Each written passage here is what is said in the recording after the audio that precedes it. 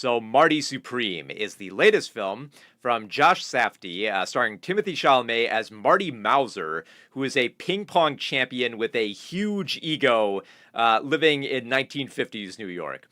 And I know that immediately right off the bat, this film is going to garner a lot of comparisons to Uncut Gems, the other film worked on by Josh Safdie and his brother Benny.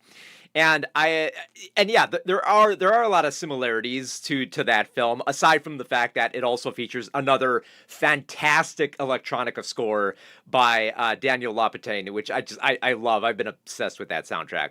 But I think what makes this film a little bit more interesting than Uncut Gems is that when you watched Uncut Gems, there was always this anxiety because you felt like the character of Howard was just struggling to keep himself afloat, and he was just like one misstep away from like losing everything, like losing his life, losing the money, losing all losing all the momentum that he was trying to build up.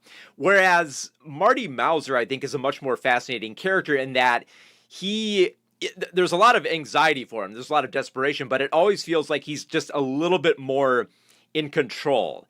That he never feels like the way that I've kind of described the character is that this is a guy who, it seems like the type of story where it's like the character who fucks around and then finds out. Well, this is a fairly young guy who realizes that I am still in the fuck around phase, and the find out period isn't going to be for a long time. Like, I can still skate by for just a little bit longer on that time. And I think for some people that is going to frustrate them about this type of film, because it's a film where this scummy, egotistical guy who thinks way too highly of himself doesn't get his comeuppance, but you also kind of know it's going to happen. And I think he does as well by the time you get to the end of the film.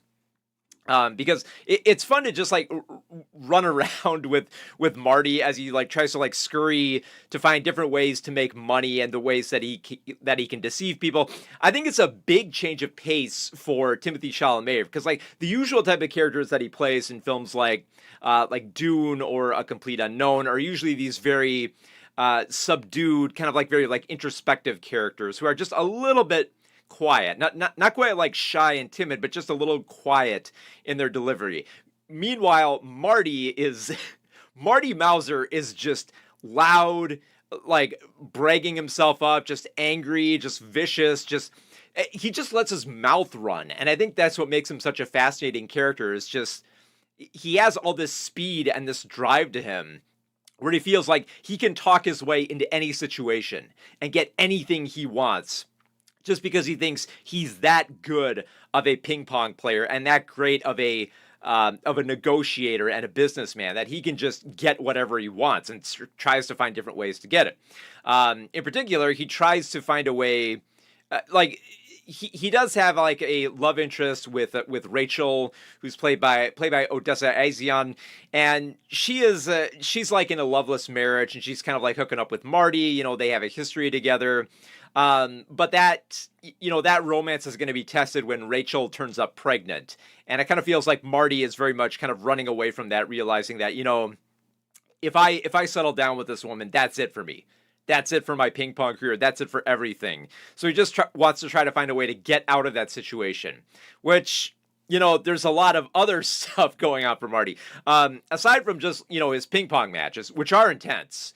The scenes where Timothy is actually playing table tennis is really impressive, especially for matches where he has to like kind of like play up to the audience and also kind of assert himself as someone who can take on the Japanese champion of Endo, and come close to winning, but eventually ends up losing and just kind of like struggling to get a rematch, because that's mostly what the film is about. I think like there's a lot going on in this film, but I think the easiest way to describe it is just that Marty has lost a match to this Japanese ping pong champion and wants to try to like scrounge up as much money and influence as he can to just get one more rematch, just get back into the championship, just find a way to prove himself once more that he is indeed a worthy champion who is deserving of all of this fame.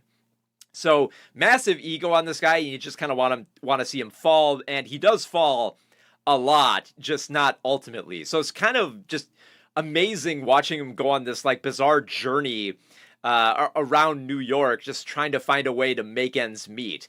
And he finds a few different characters to do this with. At one point, he tries to hook up with Kay Stone, who is this wealthy retired actress played by Gwyneth Paltrow, which is a great choice here as this as like this actress who's just who initially is rejecting of Marty because she's much older. She's like, I am in a loveless marriage, but I don't know if I want to hook up with this kid. But Marty knows, like, look, I can ping pong my way into your heart somehow. Just watch me go. Let me talk. Let me work here, and I'll get into bed with you. And sure enough, he does.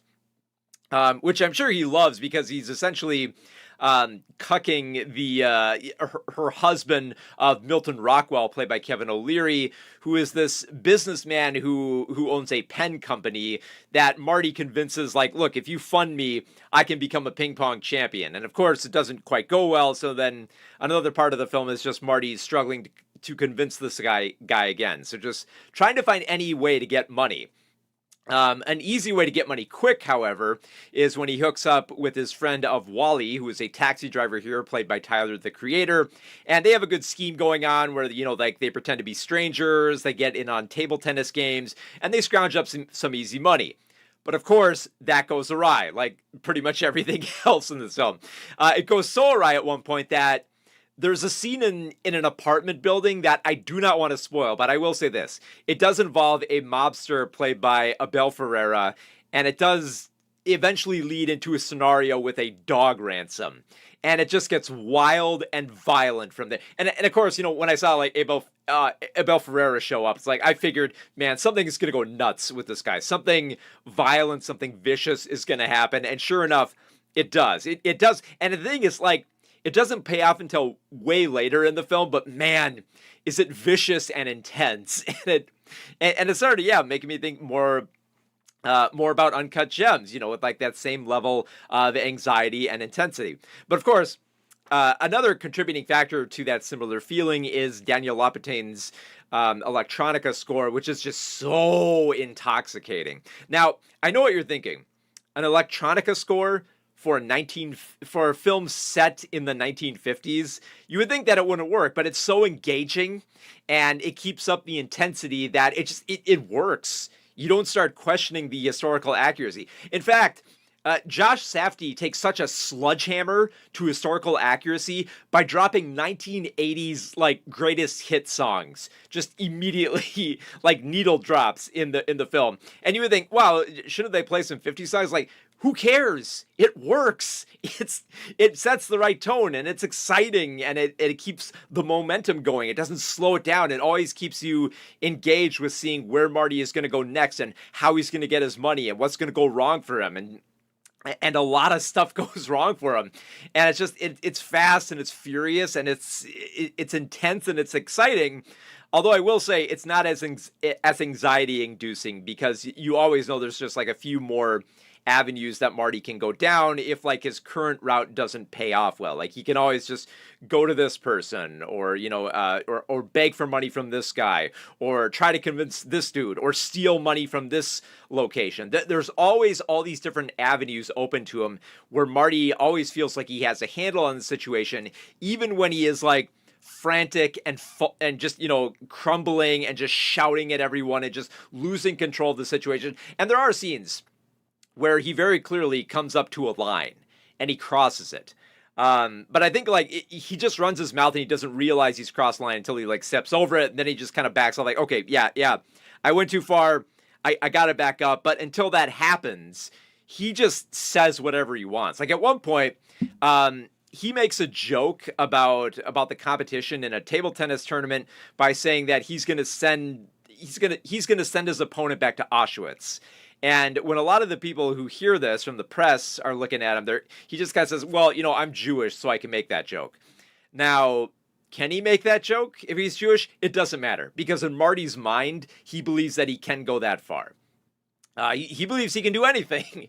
And I think that's what makes him such a fascinating character, is just seeing how much farther he can go with this lifestyle before, like the money runs out or he gets gunned down. And I think the fact that it just keeps going and essentially doesn't end by the time we get to the final frame of the film, makes it so much more fascinating than just being, ending the same way that Uncut Gems did, with just, having that lifestyle just, eventually drown this character.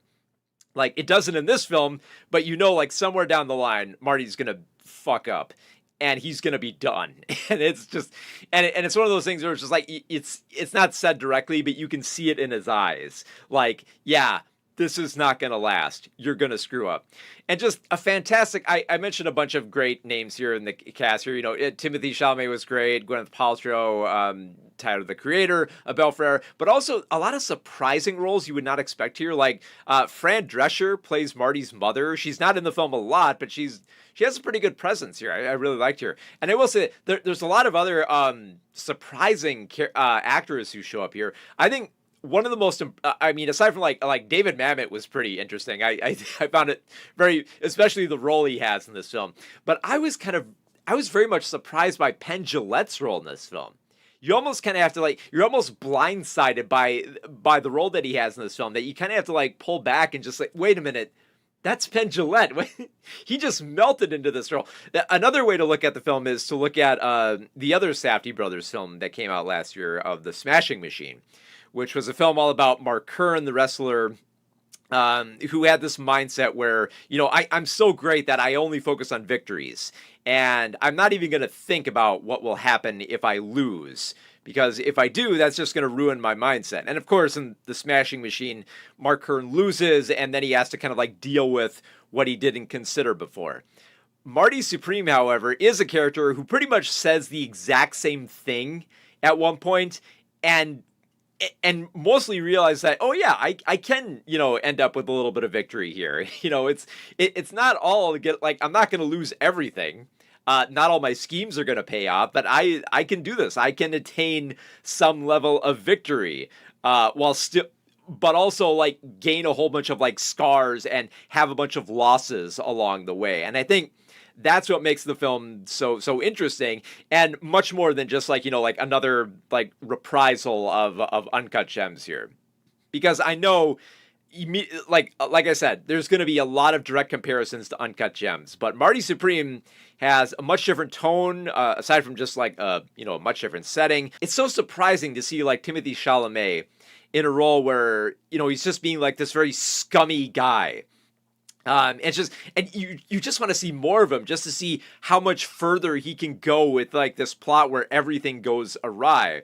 Where it's supposed to you look at Adam Sandler, and I know he's in some comedies I don't care for, but if you give him a good director, he's worked with Noah Baumbach, and he's done some pretty good work, and not even just with Jay Kelly from last year, but stuff like the Mayorowitz stories. I can see there's more to Sandler, so it wasn't too surprising with Uncut Gems. With Marty Supreme, though, it was very surprising to see this side of Timothy Chalamet, and I think this is probably one of the best performances of his career so far. So, on that level alone, and just Josh Safdie's amazing direction here, yeah, Marty Supreme is easily one of my favorite films of 2025.